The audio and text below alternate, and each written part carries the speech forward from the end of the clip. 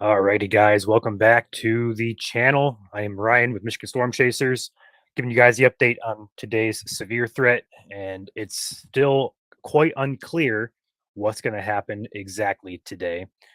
Current time is 10:43 a.m. We have a shower slash storm working across Lake Michigan toward Ludington slowly at this time. If that holds together, that could become a concern in the next probably hour to 2 hours. And then also in the western part of the UP, we have some storms ongoing up there. Those don't look threatening as of this time. So outside of that, the radar is clear for right now. Jumping into the SPC forecast, we do still have the slight risk in effect from the SPC for the entire lower peninsula of Michigan. And then up in the UP, we also have a slight as well as a marginal risk up there. So basically, the entire state, once again, remaining in a severe risk. Your hazards have not changed. Damaging winds, primary concern, large hail, secondary concern. And then also the 2% tornado risk did shift and expand just a bit south. So it comes down to basically the 94 corridor all the way up to the Gaylord area. So a good chunk of lower Michigan has potential today for a brief tornado.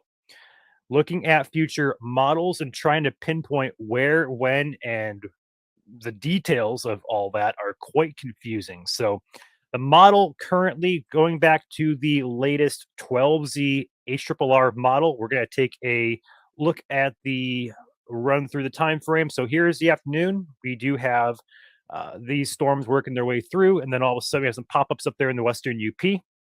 And then also we do have a few storms popping up across the thumb area. And then all of a sudden we get toward tonight and we have a pop-up cells just north of Grand Rapids. These develop, they push east southeastward, and then they trek across south central Michigan into southeast Michigan. This is late. This is 6 in the morning tonight into tomorrow morning, so Wednesday morning.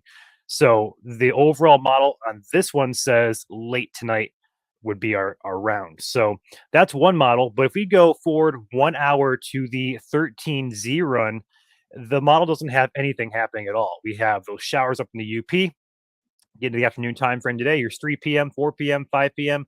It's just some showers popping up in the UP there, and then all of a sudden we have some showers in the thumb area. This is at 10 p.m., and then here's 11. Here's midnight. Nothing else really happens during this time period. So that's 3 in the morning is where the model stops. So potentially some things developing here about 3 in the morning. Either way, it's trending to be later in the evening tonight for anything developing. I do think there's still a chance that we could still see some showers across the state this afternoon. We do have a couple outflow boundaries that could become a focus for some storms, as those boundaries create some lift in the atmosphere to get storms up and going. And with the heat and humidity today, the environment will be favorable for storms potentially severe.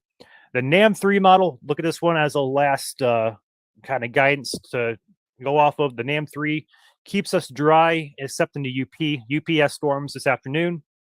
Again, the thumb area by Port Austin has some cells there over Lake Huron. We'll see if those come on shore.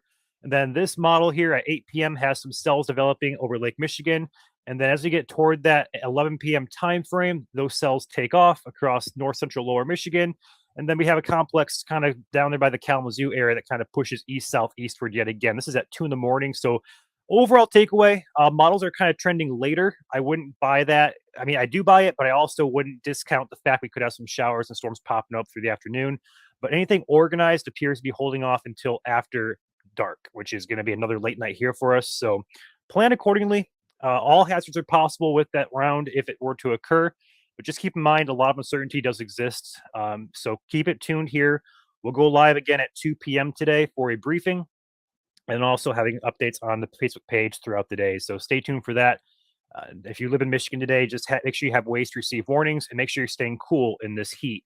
Stay hydrated, wear light clothing, stay indoors if you possibly can. With that being said, guys, I'm going to pop out of here. We'll see you guys at 2 p.m. for a briefing here at Michigan Storm Chasers on YouTube and Facebook.